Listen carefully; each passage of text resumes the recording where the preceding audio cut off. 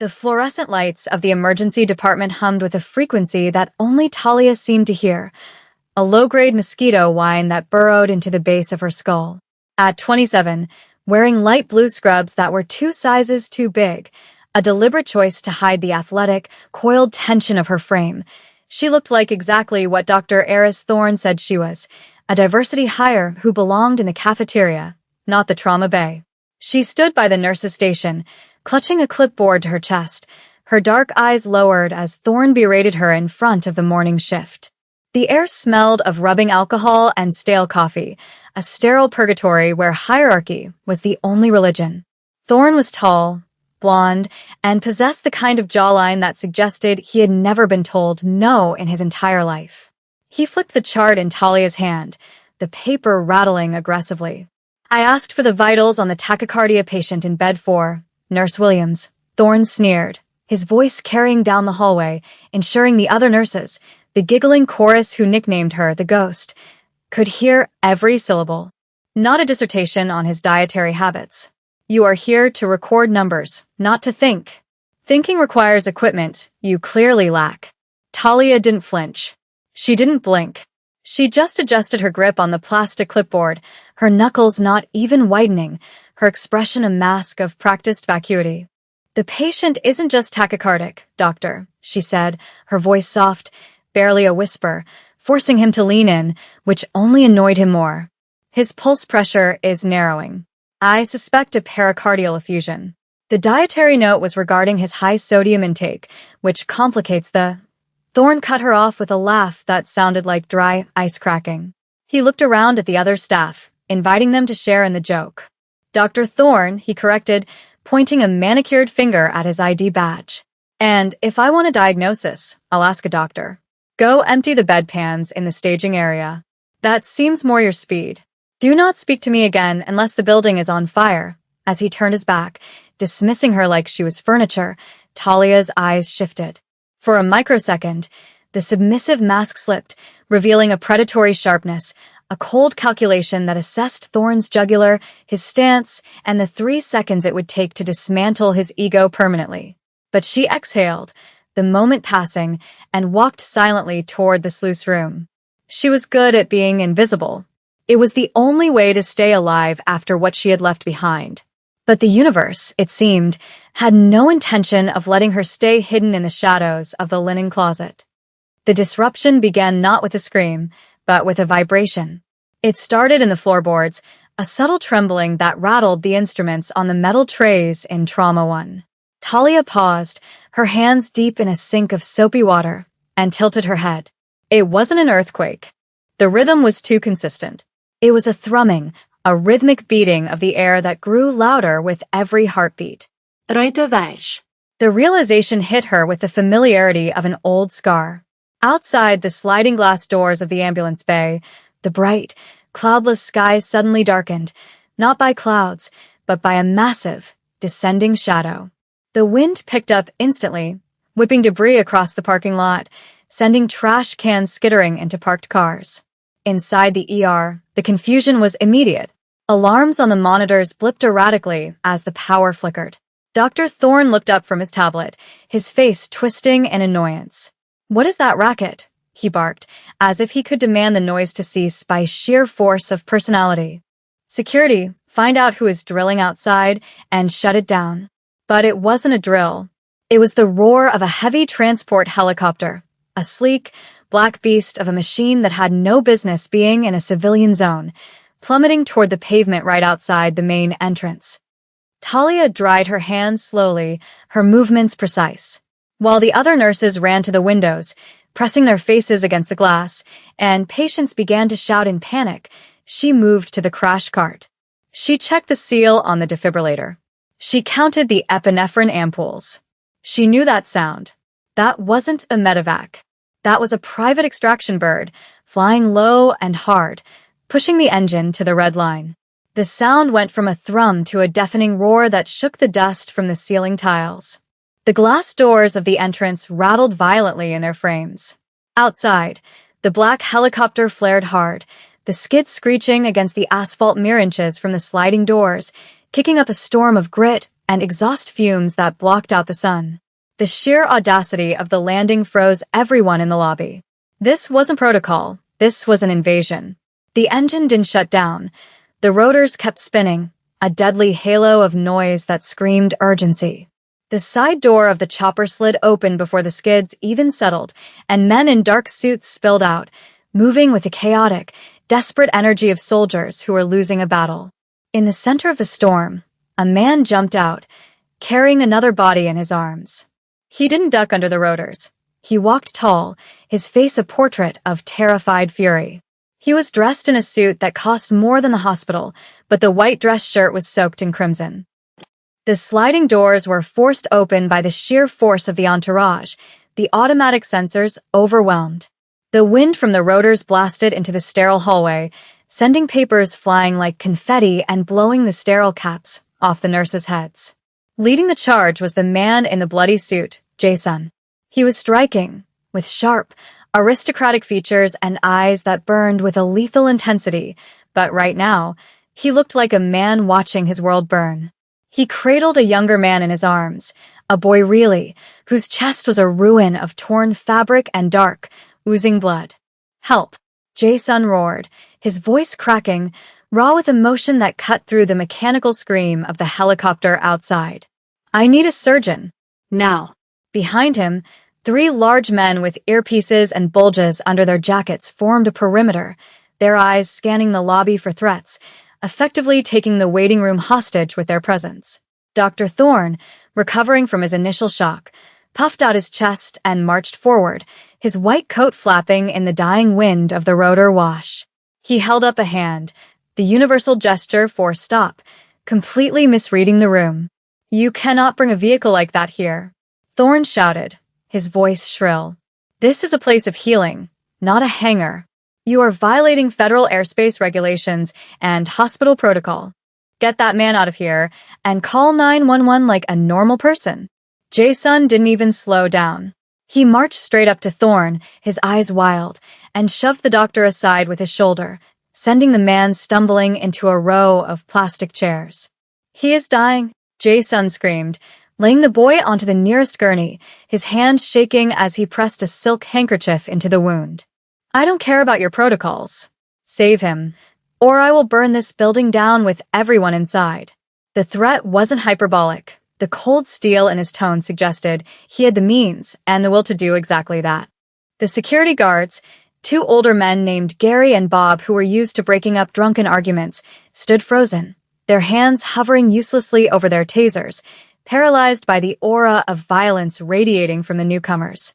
Thorne scrambled to his feet, his face red with humiliation. "Security! Remove them," he shrieked, his voice cracking. "I will not be threatened in my own hospital. This is a criminal matter." The nurses backed away, terrified. The ghost remained by the crash cart, watching. She saw what Thorne missed. She saw the way the blood was pumping, bright red, spurting in time with a fading heart. She saw the pallor of the boy's skin, turning from alabaster to gray. Protocol was death. Time was a luxury they didn't have. Thorne approached the gurney, not to help, but to obstruct. He placed a hand on the rail, blocking the path to the trauma bay. "I said get out," Thorne hissed, his ego overriding his survival instinct. "We do not treat gangsters who storm in here like animals." "You are compromising the sterility of my unit." Jason looked at Thorne, and for a second, he looked ready to draw the weapon that was clearly tucked into his waistband.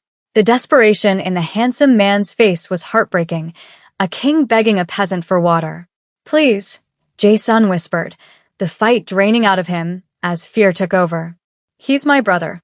He's not breathing right," Thorne sneered, sensing weakness.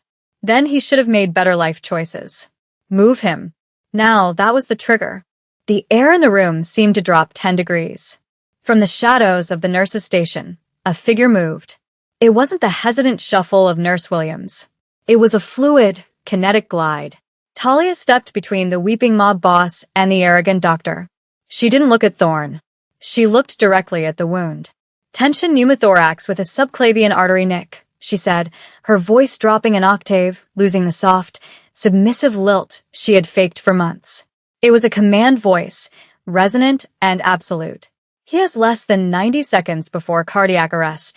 Thorne gaped at her. Williams, get back to the linen closet. You are unauthorized to. Shut up, Talia said. She didn't shout it. She simply stated it as a fact, snapping her head to look at him with eyes that were suddenly terrifyingly empty of fear. The silence that followed was absolute. Even Jason blinked, looking down at the woman in the oversized blue scrubs who had just silenced the loudest man in the room. Talia turned to Jason. Up close, the chemistry was instantaneous and violent, a collision of two high-pressure systems. He smelled of expensive cologne, copper blood, and aviation fuel. He looked at her, really looked at her, and saw something that didn't belong in a civilian hospital. He saw a soldier. You, Jason breathed, his dark eyes locking onto hers, searching for a lifeline. Can you save him? Talia didn't hesitate. She reached out, her hand brushing his stained shirt as she grabbed the gurney rail. Her touch was firm, grounding him. Hold pressure here, she ordered, physically guiding his hand deeper into the wound. Harder. Don't let up even if he screams. She looked up at him, her face inches from his. I can save him. But you need to do exactly what I say. No questions. No threats. Just compliance. Can you do that? Jason nodded, entranced by the sudden shift in reality. The mouse had become a dragon. I'm yours, he said, the words slipping out with a weight that implied more than just the medical context. Talia spun around, her oversized scrubs billowing. Trauma 1 is compromised. We go to Trauma 2, she barked, pointing at the terrified nurses. Sarah, get the thoracotomy tray. Now. Do not wait for an attending. Open it. She pointed at another nurse. Start 2 large-bore IVs, 18 gauge. Pressure bag the oneg. If you miss the vein, drill the IO. Move. She grabbed the gurney and began to run, pushing it with a strength that belied her size. Jason ran beside her, his hand still buried in his brother's chest, his eyes fixed on Talia's profile. Thorne stood in the hallway, stunned, his mouth opening and closing like a landed fish. You can't, Thorne stammered, his authority evaporating like mist. Talia ignored him completely. She kicked the doors of Trauma 2 open. Get me a scalpel and a chest tube. She ordered the room at large, her voice echoing off the tile. She jumped onto the gurney, straddling the dying boy's legs to get a better angle, ripping his shirt open with a savage efficiency. She looked at Jason, whose face was pale with shock. Don't look at the blood, she told him, her voice suddenly dropping to a strangely intimate, calm register amidst the chaos. Look at me. Keep your eyes on mine. Jason locked eyes with her, and in that exchange, amidst the beeping alarms and the smell of death, a pact was sealed. The silence in Trauma 2 was heavy, broken only by the rhythmic, wet gasps of the dying boy and the high-pitched whine of the monitor flatlining intermittently. Talia didn't tremble. Her world had narrowed down to a 4-inch square of skin on the boy's chest. She snapped the plastic cover off the scalpel with her thumb, the sound loud in the terrified quiet of the room. I need suction ready on my right, she commanded, her voice devoid of the hesitation that had defined Nurse Williams. She looked at Jason, whose hands were still slick with his brother's blood, gripping the metal rails until his knuckles were white. Don't let go of him, she said softly, locking eyes with him for a fleeting second. He needs to feel you here. Anchors matter, Jason nodded, mesmerized by the transformation. The woman who had been mopping floors 10 minutes ago was now holding court with the authority of a field commander. Talia drove the blade down. Blood welled up, dark and fast, but her hands moved in a blur of terrifying efficiency. She wasn't just cutting, she was navigating a map she knew by heart. She inserted the spreader, the metal clicking against bone, and the room hissed as trapped air escaped the chest cavity, a gruesome, relieving sound that signaled the pressure was releasing. Tube, she snapped, extending a hand without looking up. The nurse, Sarah, pale and shaking, slapped the plastic tube into Talia's palm. With a fluid, brutal shove, Talia guided the tube between the ribs. The monitor's whine stuttered, then beeped. Once. Twice. A rhythm.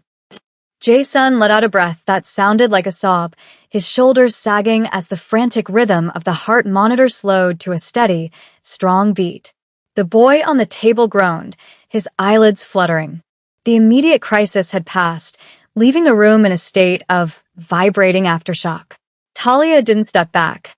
She began to suture the incision, her movements changing from forceful to delicate, her fingers dancing with the needle.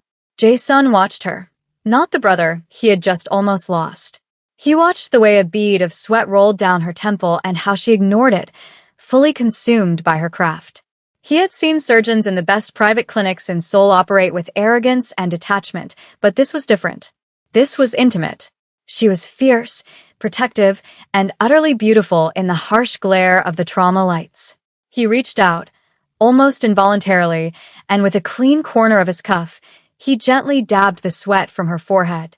Talia froze for a heartbeat, her eyes darting to his. For the first time, the adrenaline shield dropped, and he saw the woman beneath the soldier, exhausted, wary, but accepting the touch. The air between them crackled, charged with a sudden, overwhelming intimacy that felt out of place in a room smelling of antiseptic and copper. "You brought him back," Jason whispered, his voice rough with unshed tears and a dawning fascination. "You are a witch." Talia finished the knot and snipped the thread. "I'm a nurse," she corrected quietly, though the word felt too small for what she had just done. "And he's stable. But he needs real surgeons, not a trauma patch." The moment was shattered as the double doors banged open.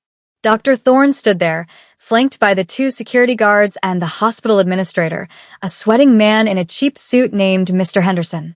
Thorne looked triumphant, pointing a shaking finger at Talia. "There she is." "Step away from the patient," he screamed, his face purple. "This is assault. She is a nurse. She is not authorized to perform invasive surgery.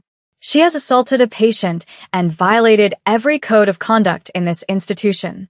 The spell broke. Talia stepped back from the table, raising her bloody-gloved hands in a gesture of surrender, her face closing off again, the mask of the ghost sliding back into place. But Jason moved. He didn't shout. He didn't draw a weapon. He simply stepped between Talia and the door, using his body as a shield. He smoothed his suit jacket, wiped the blood from his hands onto a towel, and looked at Thorne with the cold, bored expression of a man who owned the building. "She saved his life while you were crying in the hallway," Jason said, his voice low and silky, carrying a menace that made the security guards take a step back. "If you touch her, you answer to me," Thorne scoffed, emboldened by the administrator's presence. "I don't care who you are," Thorne spat. "She is fired. She is liable. And you are trespassing." "Officer, arrest this woman for practicing medicine without a license." Mr. Henderson, the administrator, stepped forward nervously, looking at the monitors, then at the neat, military-grade suturing on the patient's chest. He blinked. "Actually," Henderson stammered, looking at Talia with confusion. That is a field thoracotomy. A perfect 1 inch." He looked at Thorne. "Dr. Thorne, the patient would be dead if she hadn't acted." Thorne turned on his boss, incredulous. "Are you defending the help? Look at her. She's a liability." Talia stripped off her gloves with a sharp snap that silenced the room. She walked to the sink, turning her back on them to scrub her hands. "The liability," she said, her voice echoing off the tiles, "was leaving a tension pneumothorax untreated for 4 minutes because you were too busy reading my badge instead of the patient's vitals." She turned around, drying her hands, her posture suddenly towering despite her height. "And I'm not a nurse." "Not really." She reached into the pocket of her scrubs and pulled out a small, worn dog tag, tossing it onto the metal tray with a heavy clatter. "I was 68th Rescue Squadron. Rescue. I've done that procedure in the back of a burning Blackhawk while taking fire. Doing it in a clean room with AC was a vacation." She looked at Thorne, whose jaw had dropped. "I took this job for the quiet. You made it loud." The revelation hung in the air, heavy and undeniable. Thorne looked from the dog tags to Talia, his arrogance crumbling into fear as he realized he had been bullying a special operations veteran. Jason picked up the tags, his thumb brushing over the embossed letters. He looked at her with a new depth of reverence, a mixture of awe and desire burning in his dark eyes. He walked over to her, ignoring the sputtering doctor and the confused administrator. 68th Rescue, he mused, a small, knowing smile touching his lips. I have heard stories. The angels of death. He stepped closer, entering her personal space, but this time, she didn't retreat. She held his gaze, her chin tilted up. We prefer guardian angels, she murmured. Jason chuckled, a low, warm sound. You are no angel, Talia, he said softly, using her name like it was a secret they shared. You are dangerous. And you are wasted here, he turned to the administrator. My organization will be covering all costs for this hospital stay. We will also be making a donation. A large one, and she paused, his eyes sliding back to Thorne, cold and hard as diamond. On the condition that this man is removed from his position immediately. Incompetence offends me, Henderson nodded vigorously, practically tripping over himself to agree. Thorne stood frozen, his career ending in a sterile room he thought he ruled, destroyed by the quiet woman he had mocked. A week later, the autumn wind was crisp, blowing leaves across the hospital parking lot. Talia walked out of the sliding glass doors for the last time, carrying a small cardboard box. She wasn't wearing scrubs. She wore a fitted leather jacket and jeans, her hair loose, looking every bit the warrior she had tried to hide. She had resigned an hour ago, despite Henderson's begging for her to stay. The quiet life was over. The itch was back. As she reached the curb, a sleek black sedan pulled up, the windows tinted dark. The rear door opened, and Jason stepped out. He looked different, softer, less frantic than the bloody man in the hallway, dressed in a charcoal suit that fit him like armor.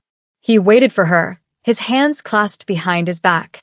My brother is asking for you, he said, skipping the pleasantries. He says the nurses in the VIP wing are too gentle. He wants the one who stabbed him. Talia smiled, a genuine, rare expression that lit up her face. He's complaining? That means he's healthy. Jason stepped closer, the magnetic pull between them undeniable. He reached out and took the box from her hands, placing it in the car, then turned back to her. I have a job for you, he said, his voice dropping to that intimate register that made her pulse jump. Not as a nurse. As a consultant.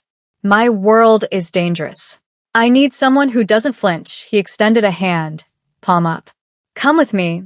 Talia looked at the hospital, then at the hand of the man who looked at her like she was the only competent person on earth. She placed her hand in his. I don't come cheap, she warned playfully. Jason's fingers closed around hers, warm and solid. I am counting on it. He led her into the car, and as they drove away, leaving the stunned staff watching from the windows, Talia didn't look back. She had found a new war, and this time, she wasn't fighting alone.